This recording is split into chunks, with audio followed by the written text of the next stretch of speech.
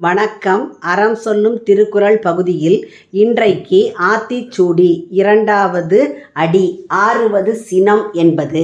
இதை பற்றி பார்ப்பதற்கு முன்பாக அரிதினும் அரிய நெல்லிக்கனியை அதியமான் ஔவைக்கு கொடுத்தார். ஔவை அந்த நெல்லிக்கனியை உண்டால் ஔவையும் நீண்ட நாள் வாழ்வார், அவரால் தமிழும் வாழும் என்று அதியமான் தனக்கு கிடைத்த நெல்லிக்கனியை ஔவைக்கு கொடுத்தார். 6வது சினம் என்பது ஔவையார் இயற்றிய ஆத்திச்சூடியின் 2வது வரி.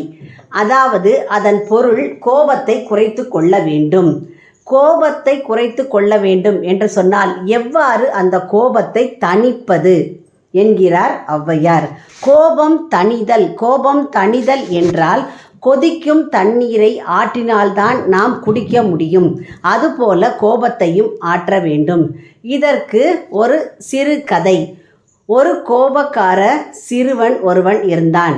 அந்த சிறுவனுக்கு கோபம் வரும்போதெல்லாம் அவன் அப்பா ஒரு ஆணியை எடுத்து கொடுத்து மரப்பலகையில் அடிக்கச் சொல்வார். அதனால் கோபம் குறையும் என்பதை இந்த கதை விளக்குகிறது.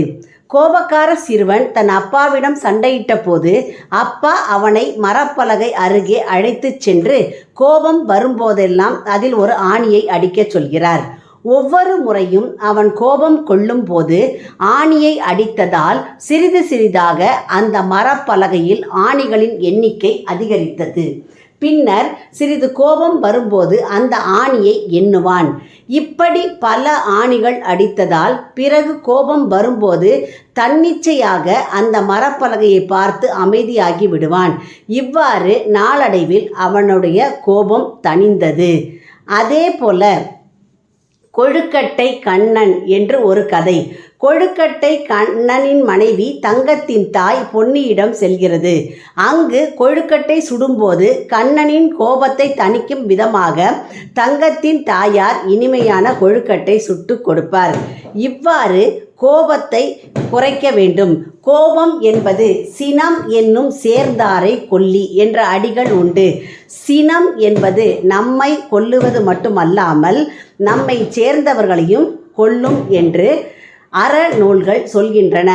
ஆகவே கோபத்தை தணிப்பது எப்படி என்று கேட்டால், கோபம் கொள்ளுகின்ற சமயத்தில் அந்த இடத்தை விட்டு சிறிது நேரம் விலகி இருப்பது நல்லது.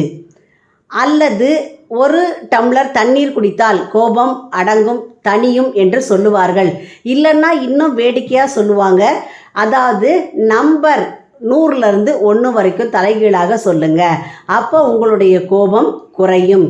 அப்போ இவ்வாறு மனிதனுக்கு கோபம் ஏற்பட காரணம் என்ன என்று பார்த்தால் அவனுடைய பொறாமை, அடுத்தவர்களை பார்த்து பொறாமைப்படுதல். அதன் காரணமாக அவனுக்கு சில நேரங்களில் அல்லது பல நேரங்களில் கோபம் ஏற்படுவது உண்டு. அப்போ அந்த கோபத்தை எப்படியாவது தணித்து கொள்ள வேண்டும் என்று ஔவையாரும் சொல்கிறார். அப்போ கோபத்தை அடக்குவது சிறந்த வழி. கோபத்தை அடக்கினால் மனம் அமைதி அடையும். இந்த 6வது சினம் என்ற வரி சொல்லுவது கோபத்தை குறைப்பதே நல்லது. அப்போ கோபத்தை குறைத்தால் மட்டும்தான் மன அமைதி கிடைக்கும்.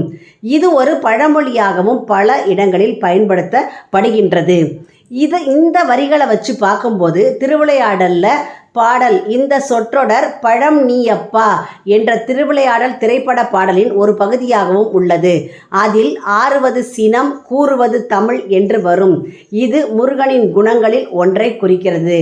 ஆகவே மனிதர்களாகிய நாம் கோபத்தை கட்டுப்படுத்தினால், அதாவது கோபத்தை அடக்கினால் மட்டுமே வாழ்க்கையிலே முயற்சி அடைய முடியும். எனவே நாம் கோபத்தை நாளுக்கு நாள் குறைத்து கொண்டால் மனமும் அமைதி அடையும், உடலும் நலத்தோடு இருக்கும். 6வது சினம், கோபத்தை தணிப்பது நல்லது. நன்றி. உங்கள் இல்ல குழந்தைகளின் மனதிலே தினம் ஒரு ஆத்திச்சூடி பதிய எங்கள் சேனலை சப்ஸ்கிரைப் செய்யுங்கள். லைக் பண்ணுங்க, ஷேர் பண்ணுங்க, கமெண்ட் பண்ணுங்க, சப்ஸ்கிரைப் பண்ணுங்க. நன்றி.